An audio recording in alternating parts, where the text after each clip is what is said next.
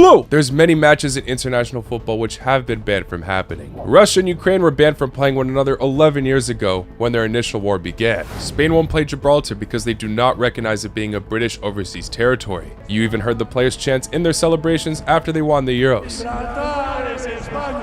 Are you sure about this? Serbia does not recognize Kosovo's independence either, which is why they're banned from playing one another. But UEFA or FIFA forgot to ban Serbia from playing the country they've been in war over Kosovo with, Albania. They were put in the same Euro qualifier group for the 2016 tournament, and as many probably would have predicted, things got ugly fast. In the actual Euro 2024 tournament, there was even a chance for them to play one another, but luckily Italy formed the deadly group on paper instead of it being potentially deadly for other reasons. But first, a bit of backstory of why these two countries don't like each other. For hopefully understandable reasons, I will not go into the deepest detail, and also only cover more recent history, as the tension between the two countries actually goes back even further in history. Kosovo declared independence from Serbia in 2008, but Serbia still refutes it to this day.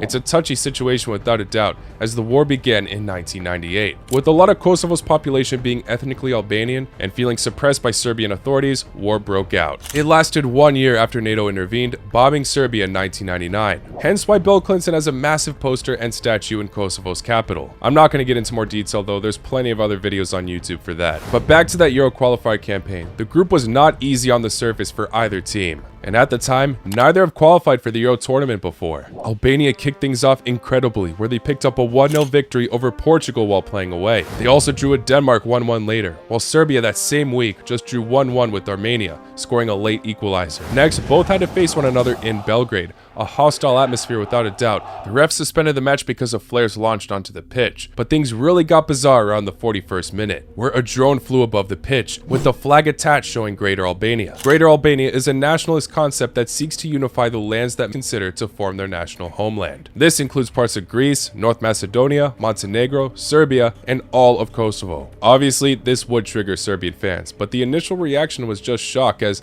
no one really knew what the drone had as its flag, until the drone ended up going down far enough on the field where many could see what it said, and Serbian defender Mitrovic was able to grab a hold of it and took it down. This resulted in a couple of Albanian players immediately rushing over to wrestle it off him, eventually grabbing it themselves and running off with it. A Serbian fan stormed onto the pitch and smashed the Albanian player Balaj in the head with a stool. Captain Tana immediately fought back, and of course more violence occurred on the pitch and stands. The players were immediately told to storm off the pitch for a suspended match. Kolarov and Ivanovic tried to protect the Albanian players, but they had to storm fast as Serbian players were throwing loads of objects at them. Even one supporter was able to make direct contact himself. Ismail Morinaj, the person flying the drone, was not even at the match, and actually was just hanging out at the top of a church where he had a view of the pitch. No serious injuries occurred because of this. But this match had a shockwave of violence spread throughout Europe. Many incidents of crime and violence were reported in more than several countries. But the match suspension resulted at first with Serbia just getting a 3-point deduction, along with the match finishing 3-0 for Serbia. Both Albania and Serbia were not happy about this outcome though. So after protesting again to the top officials, it went Albania's way, while Serbia were kicked to the curb. They were given a 3-point deduction, and Albania were handed a 3-0 victory instead.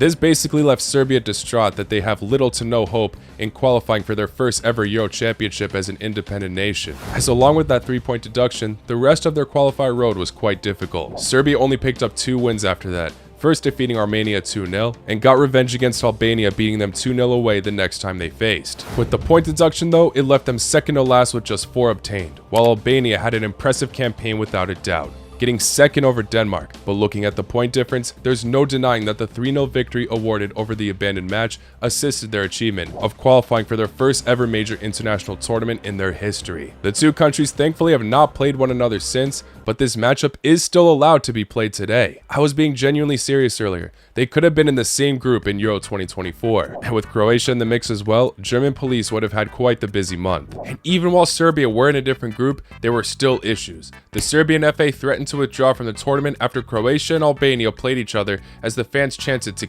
the Serbians. While I do not condone this behavior whatsoever, it is quite hypocritical of the FA to act like this never happened on their end either. In fact, it did during that match we just talked about for the Euro 2016 qualifiers, and even in the 2022 World Cup, which we will get into later. The Serbian FA demanded serious punishments for both teams, and in the end they all got a fine, including Serbia, but for all separate encounters. all were eliminated in the group stage of that tournament. Now, although we have not seen these countries play each other since, this tension has still been brought up in other fixtures. In fact, it caused a new rivalry to be born between Switzerland and Serbia. It all started in the 2018 World Cup. These two legends for the Switzerland national team have Albanian roots. Shaqiri and Xhaka both turned into their prime selves when coming up against Serbia, scoring both of Switzerland's goals, defeating Serbia 2-1. But in the process of both of their goals, they did this double eagled celebration, which simply just emphasizes their ethnicity. Although it should be harmless, their intentions were not, and they both were given a fine by FIFA after the match. Of course, these two countries were drawn in the same group again in the next World Cup,